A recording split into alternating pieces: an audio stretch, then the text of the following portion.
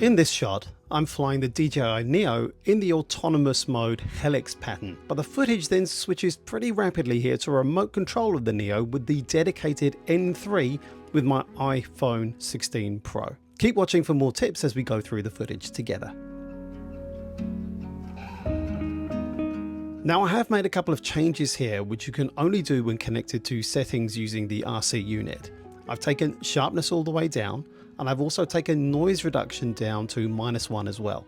And I think the footage looks a lot better for it. Now I've left all the other settings on auto apart from setting EV down just a touch.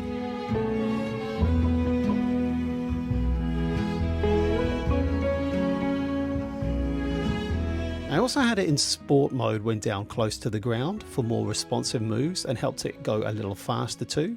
And when I had it up high, I had it more in cinematic mode, which makes the moves from the joystick a little slower and less jarring.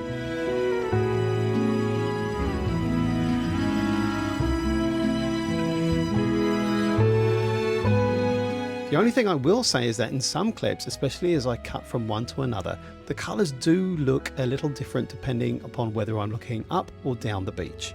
So here is where some more control of exposure could be used. Setting that fixed could help capture the footage better, and maybe some color grading afterwards in post can help too. But the point of the Neo is to get it up and flying quickly. So that's what I did here.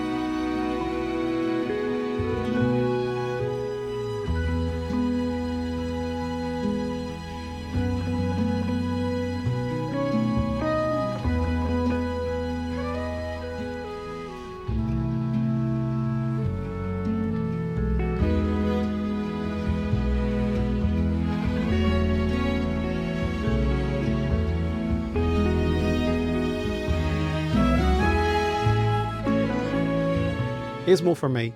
I'll see you in the next video.